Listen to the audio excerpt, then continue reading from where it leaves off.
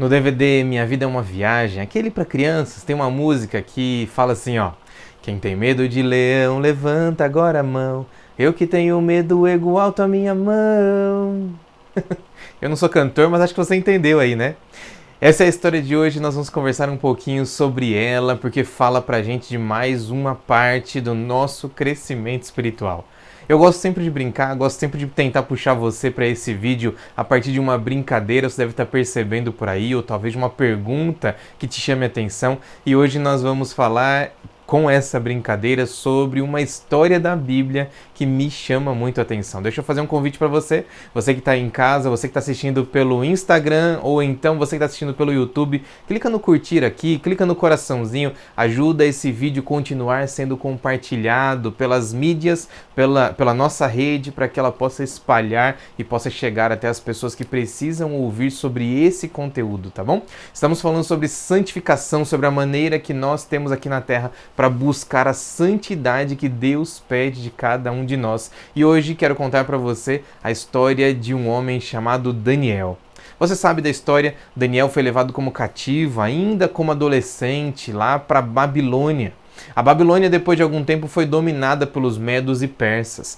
Em algum momento, a história conta que Daniel continuou com seu cargo, ou melhor, ele conseguiu estar em um cargo, logicamente pela bênção de Deus, que era somente abaixo do rei.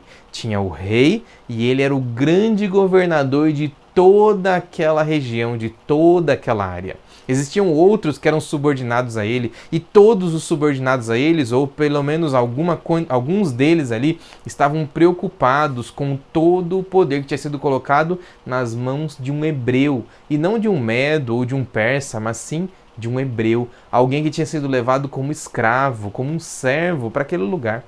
Agora que eles estavam ali, a Bíblia conta na história que eles começaram então a articular, a planejar alguma coisa para derrubar Daniel. E agora eu vou para a Bíblia e eu encontro um texto que me chama muito a atenção. Eu queria que você fosse na sua Bíblia, por favor, para Daniel, no capítulo 6, e aqui no verso 4. Dá só uma olhadinha qual é a descrição que a Bíblia dá sobre a vida de Daniel.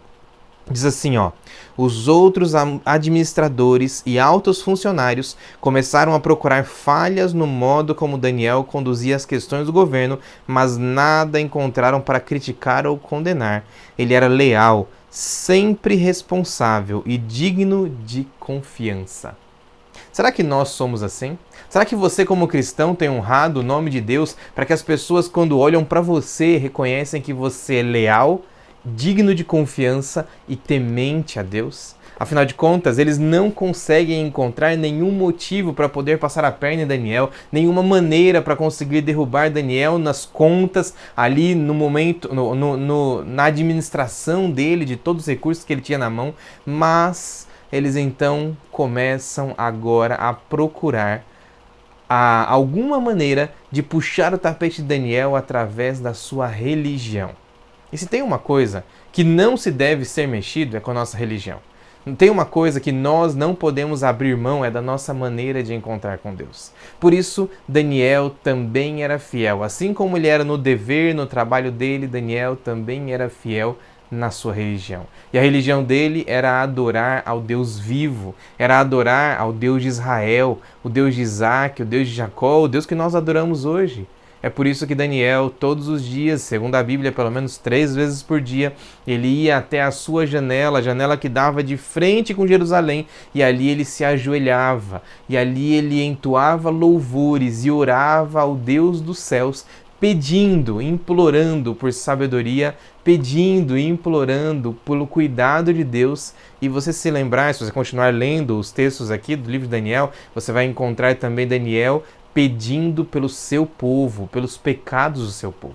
Olha só que interessante, Daniel, além de não agir de maneira errada, além de continuar no caminho certo, Daniel também estava preocupado com os outros. E aqui vem, talvez, um dos nossos grandes ensinamentos. Deus abençoa aqueles que se preocupam com outros do seu povo, com as pessoas que também caminham ao seu lado e ao meu lado para continuarem com o propósito de continuar fazendo a vontade dele.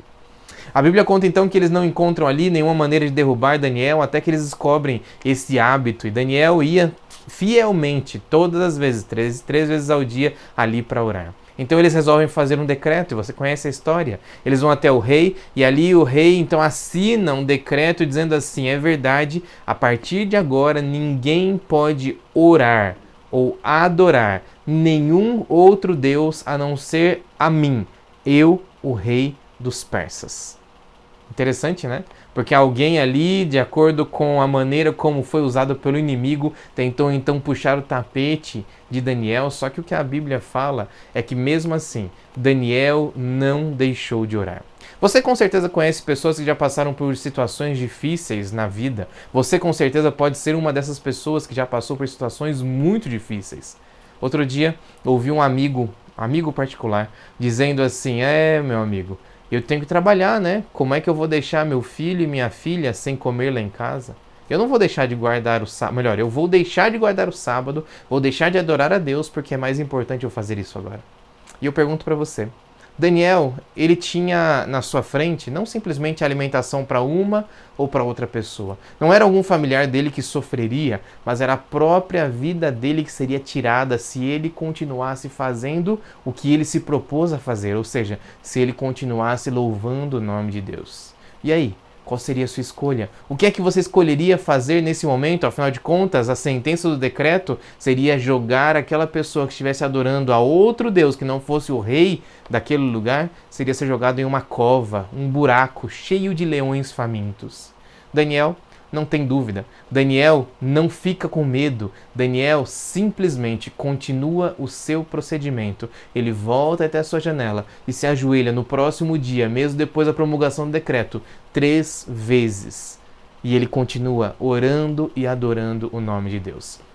Aquelas pessoas que queriam puxar o tapete de Daniel, eles então correm no mesmo momento ali na administração pública, ali no rei, e agora eles dizem: olha, nós descobrimos alguém que está descumprindo o seu decreto. O rei então fica irado, então imediatamente ele manda os guardas buscarem aquele crápula, aquela pessoa que estava fazendo o erro, que estava descumprindo um dos seus decretos. E quando aquela pessoa chega na presença do rei, o rei percebe que era o seu amigo particular, Daniel. O rei fica desesperado, só que mesmo assim, aqueles outros líderes olham para o rei e falam assim: rei, deixa eu te lembrar uma coisa, nenhum outro rei nunca descumpriu um decreto que ele mesmo assinou, por isso você precisa cumprir o que você assinou. O rei então, com muito pesar, com muito peso no coração, ele concorda e diz que a lei que ele tinha promulgado tinha que ser realmente concluída. Então os guardas pegam Daniel, levam ele até a boca de um buraco chamado de cova, cheio de leões lá dentro, e ele é jogado lá dentro. Uma pedra colocada em cima para que Daniel não tentasse fugir, e eles então vão para casa. Passa a noite e o rei não consegue dormir. Mas quando é pela manhãzinha, o rei então sai da casa dele, do palácio onde ele morava, e ele vai junto com os seus oficiais até aquele buraco e manda: por favor, tirem a pedra daqui. E ao a pedra começar a ser puxada, acontece o que está descrito ali do verso 19 em diante. Eu queria que você fosse lá, Daniel no capítulo 6, do verso 19 em diante. De manhã bem cedo, levantou-se o rei e foi apressadamente à cova dos leões. Quando chegou ali, gritou angustiado: Daniel, servo do Deus vivo, o Deus a quem você serve tão fielmente, pôde livrá-lo dos leões?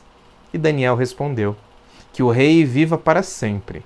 O meu Deus enviou seu anjo para fechar a boca dos leões, de modo que não me fizeram nenhum mal, pois fui considerado inocente aos olhos de Deus, e também não fiz nada contra o Senhor ou sua administração. O rei ficou então muito alegre e ordenou naquele momento que tirassem Daniel daquela cova. E em Daniel não havia sequer um arranhão, pois ele tinha confiado em seu Deus. Nesse último verso, um ponto me chama muito a atenção no verso 23. A última expressão que eu acabei de ler: pois ele tinha confiado em seu Deus. Um dos passos mais importantes da santificação, do processo de estarmos ou de buscarmos a santidade ao lado de Deus, apesar de entendermos que nunca seremos santos completamente aqui na terra, é buscarmos a confiança no poder de Deus, a fé nesse Deus que é todo-poderoso e que nunca desampara nenhum dos seus filhos. Eu não sei quais são as dificuldades que você passa na sua vida, eu não sei quais são as lutas que você tem enfrentado, mas o que eu sei é que o Deus que eu conheço, o Deus que é relatado nessa Bíblia, na Bíblia Sagrada, ele nunca deixa nenhum dos seus filhos passar dificuldade, desde que estejam ao lado dele. E aí você pode virar para mim e dizer assim, mas e aquela pessoa? E aquela outra pessoa? E eu pergunto para você, essas pessoas em algum momento desistiram de estar ao lado dele? Se desistiram, infelizmente, elas continuarão sofrendo as necessidades que o mundo trará para elas. Mas aquele que continuar ao lado de Deus será abençoado e receberá a glória perene de estar vivendo eternamente lá no céu. As dificuldades aqui da terra, infelizmente, elas podem vir, é verdade. Mas as dificuldades daqui nós sempre passaremos ao lado dos anjos que nos protegerão até mesmo de leões se for necessário. Essa história conta pra gente que nós precisamos ter fé e nunca jamais duvidar de que o único Deus que deve ser adorado é o Deus dos céus. O único Deus que merece nossa honra e a nossa glória, que nós temos pouca, mas que Ele tem toda. Nós precisamos adorar esse Deus. Por isso eu quero convidar você a fechar os seus olhos, baixar sua cabeça. Nós vamos orar mais uma vez, pedindo agora a bênção na sua vida, para que você tenha fé, para que você confie, para que você nunca jamais duvide desse Deus que é tão poderoso. Vamos falar com Jesus? Paizinho querido, nosso Deus de amor e grande bondade, nós entregamos a nossa vida nas Tuas mãos. No final dessa meditação, nós aqui, Pai, queremos te pedir que o Senhor continue nos ouvindo, que o Senhor continue nos direcionando e que o Senhor continue, Pai, dando pra gente o que nós precisamos. Talvez o que nós precisamos seja o alimento físico, talvez o que nós precisamos seja o alimento espiritual, talvez o que nós precisamos seja somente de um pouco mais de fé, mas nós entendemos que é somente do Senhor que essas coisas precisam ou podem vir. E é por isso que nós nos entregamos completamente nas Tuas mãos. Cuida da gente, ouve a nossa voz, atende o nosso pedido e nós, Pai, entregamos a nossa vida nas Tuas mãos para que possamos ter cada vez mais a fé que nos direciona à salvação e à santificação. Fica ao nosso lado, por favor, cuida de cada um de nós, é o que te pedimos em nome de Jesus. Amém. Amanhã a gente se encontra mais uma vez para louvar o nome de Deus. Não esquece não, tá? Compartilha, curte e manda esse vídeo para todo mundo, tá bom? Deus abençoe você. Fica com Deus. Tchau, tchau.